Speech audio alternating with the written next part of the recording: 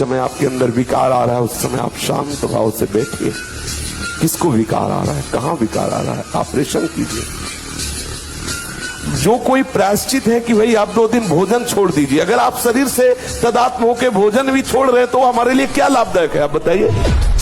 शरीर से तदात्म, मैं 2 दिन भोजन नहीं करूंगा, ये क्रिया भी फंसाने वाली ही तो है। ब्रह्मचर्य व्रत में रत रहने वालों को अत्यंत सावधानी पूर्वक अपनी इंद्रियों को दर्शन, संभाषण, चिंतन से बचाना है। हाँ, ये जवानी जो है ये व्यतीत होनी चाहिए तपस्या में, जलने में। जलोगे तपोगे तो वर्षा हो जाएगी, और अगर पहले भीजे भोगों में पड़े रहोगे तो बुढ़ापा में सड़ोगे भी। और ब्रह्मचारी के नेत्र बोलते, जैसे जंगली सिंह के नेत्र ऐसे ब्रह्मचारी के नेत्र, उसके नेत्र में पावर होता है, एक दबाव पक्ष होता है, और जिस पर नेत्र डाले तो एक बार झुक जाए सामने वाले के। ब्रह्मचर्य का ऐसा आप शरीर पवित्र रख के देखो, 1 महीना झूठा मुंह मत रखना, शरीर पवित्र रखो और ब्रह्मचर्य रह के देखो। 1 महीने में आपको ऐसा लगेगा आप देवता। 1 महीने में लगने लगेगा, एक मतलब दिव्यता आने लगेगी। जिस मोहिनी रूप को देख करके भगवान शंकर भी विचलित हो गए, उसी मोहिनी को यह जानने पर कि हमारे प्रीतम प्रभु श्री हरि है, कोई भी देवता विचलित नहीं हुआ। आप जरा देख लीजिए, अगर हम श्री कृष्ण चरणों के अनुरागी हैं, श्री कृष्ण चरणों का आश्रय लिया, माना विषयी है, माना कामी है, लेकिन एक दिन उस ऊंचाई को आप छू लेंगे, आप खुद बोलेंगे अब कछु नाथ न चाहिए। देख लेना। अरे पापाचरण छोड़ दो, पापाचरण करने से कई जन्मों तक आपको दुख भोगना पड़ेगा। एक एक पाप का बहुत जन्म तक दुख भोगना पड़ेगा। और ये कर्म बहुत बलवान होता है, बहुत प्रबल होता है। बड़ी कृपा भगवान की है जो बड़े भारी कर्मों का हिसाब हमें छोटे में दे करके भुगता रहे हैं। श्रद्धा से, अश्रद्धा से, भूल से, जानकारी से, भाव से, कुभाव से, कैसे भी नाम जप करो, लीला कथा सुनो, तुम्हारा परम उद्धार हो जाएगा, परम मंगल हो जाएगा। तुम्हें धनी बनना है, अनुष्ठान कीजिए। हम कह रहे किसी विशेष मंत्र आदि की तरफ न बढ़िए, बोलिए राधा राधा। क्या चाहिए आप, कृष्ण कृष्ण बोलिए। सब मंत्रों का सार है नाम में, आप बोलिए तो नाम। विद्यारण्य जी एक बहुत बड़े महापुरुष हुए हैं। उन्होंने अपने माता पिता को सुखी करने के लिए, धन प्राप्ति के लिए गायत्री अनुष्ठान किया। ब्राह्मण कुल में जन्म हुआ था। 1 पुरस्चरण 24 लाख गायत्री होता है। 1 पुरस्चरण किया, 2 पुरस्चरण किया, एक बार भी कोई धन की प्राप्ति नहीं। आखिरी में उन्होंने संन्यास लिया। जीव संन्यास लिया, माता गायत्री प्रकट हो गई। उनका अब इंद्रासन भी मांगो तो आपका, तो बोले आप क्या जरूरत है, आपको वैरागी हो गया। 23 पुरस्चरण किए, आप तब नहीं आए। उनका तुम्हारे अनंत जन्मों में ऐसे 24 महापाप थे जिनके कारण मैं नहीं आ पा रही थी। अब वो 23 पुरण से चरण से नष्ट हुए, पुरस्चरण से, और 24वां तुमने संन्यास लिया, तो अब आप जो चाहो पर बोले अब चाहिए ही नहीं, क्योंकि सन्यासी हो गया तो ब्रह्म प्राप्ति। तो इससे आभास होता है कि अगर हमारा बुरा प्रारब्ध है तो हमको भोगना पड़ेगा। वो एक ऐसे जो आपके प्रारब्ध को भी मिटा देंगे, वो ऐसे शरणागत वत्सल हैं, सब लिखा पढ़ी अलग कर देंगे। मासिक धर्म के 1 सप्ताह के बाद जब पवित्र होती है स्त्री, उसको वेदना होती है। और सिद्धांत भी है, आवेश आया, वेग आया, हम वैसे ही कर ले, फिर तो हम में और पशु में अंतर क्या रह गया। अगर हम अभ्यास करें तो 2 मिनट में शांत हो जाए। आज इस पुरुष से, कल उस पुरुष से, जीवन को इस तरह से बर्बाद करने से तो कोई लाभ मिलेगा नहीं। राधा राधा रटकर ब्रह्मचर्य धारण करना चाहिए। अगर ब्याह नहीं करना तो ब्रह्मचर्य से रोक। जैसे आज हमको 100% जलाया, हम सह गए, तो कल 90% जलाएगा, फिर 80%, फिर धीरे धीरे धीरे फिर खत्म हो जाता है। धैर्य पूर्वक सहो, ये सहना तुम्हें महान बना देगा। गलत आचरण में मत उतरना। बातें बना लेना, उपदेश दे लेना, उपदेश सुन लेना, सब सरल है। लेकिन जब ये हठीला मन किसी विषय पर हट कर लेता है कि मुझे ये चाहिए, मुझे ये भोगना है, फिर बड़ा मुश्किल हो। फिर तो मतलब घबराहट पैदा कर देगा, भारी चलन पैदा कर देगा, व्यथा पैदा कर देगा। कहीं लगेगा तो आपको भी बुद्धि सलाह देगी, अरे कर लो, आज के बाद कभी नहीं करेंगे। पर आज शांत तो हो जाएगा मन, बस मर गए, अब फंसा गए। फिर शांति जब होगी ना तो कहेगा कि नहीं करूंगा, पर पुनः जब संकल्प भरेगा तो तुम लड़ नहीं पाओगे, तुरंत वही करना पड़ेगा। फिर 2-4 बार हारने के बाद मन क्या कहेगा, अब तुम जीत सकते ही नहीं, लगे रहो इसे। परमार्थ सुलझने का नाम परमार्थ है। हमें अलग होना है, हमें क्रियाओं से अलग होना है, कर्ता भाव से अलग होना है, शरीर से अलग होना है, अंतःकरण से अलग होना है। यद्यपि अलग है, पर बंधे कीर हम ही पकड़े हैं ना, हम ही से स्वीकार करें। तभी कोई अनुभूति नहीं, कोई दिव्यता नहीं, कोई आनंद नहीं। एक उसके अंदर बस ये बात बैठ गई है कि बिना विषय सेवन के जीवन बेकार है।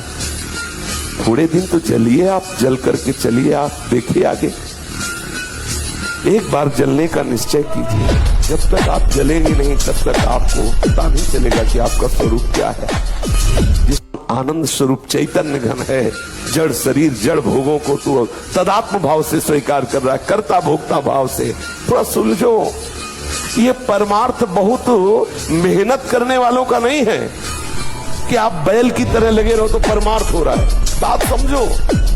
बोले जो दुष्ट दूषित भाव से माताओं बहनों को भोग दृष्टि से देखता है, तो यहां उनकी दोनों आंखों को वज्र तुल्य नरक के पंछी बार बार निकालते हैं और खाते हैं, और उनके पुनः नए नए नेत्र उत्पन्न हो जाते हैं। इस पापी को पलक झपकने तक के लिए विश्राम नहीं मिलता।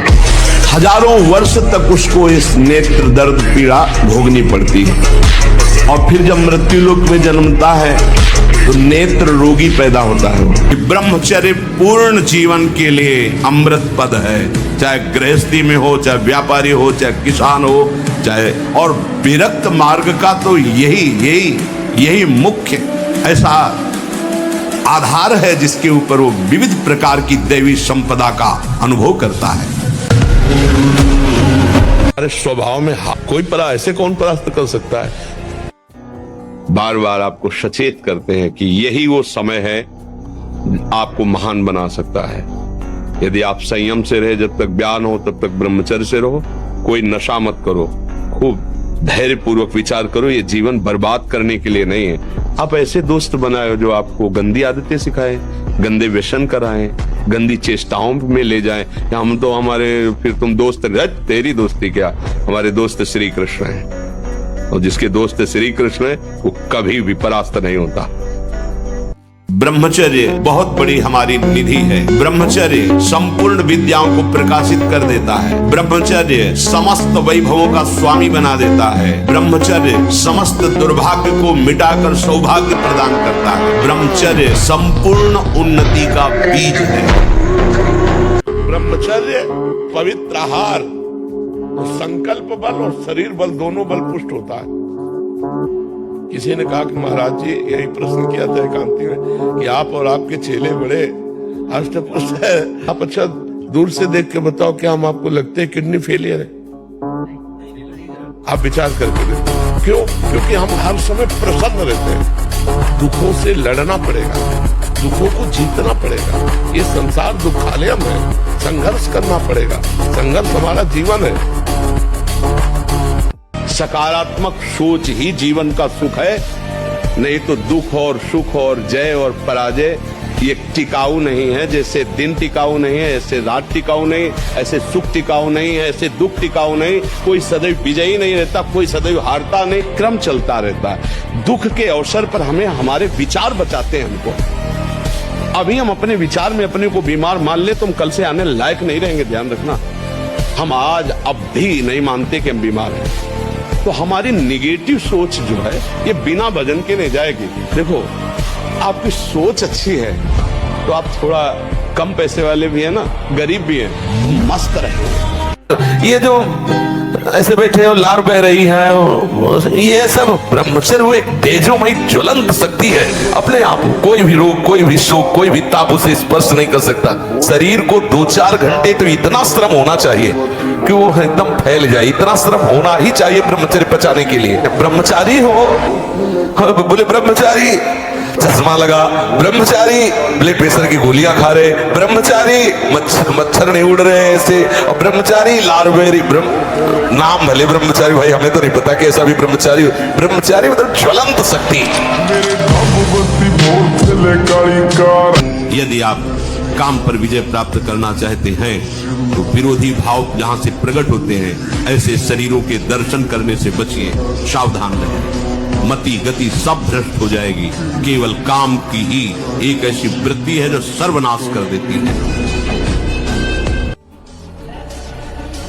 बच्चों, ब्रह्मचर्य ऐसा कैसे हो सकता है? बल है ना, अध्यात्म बल, शारीरिक बल की बात नहीं कहते।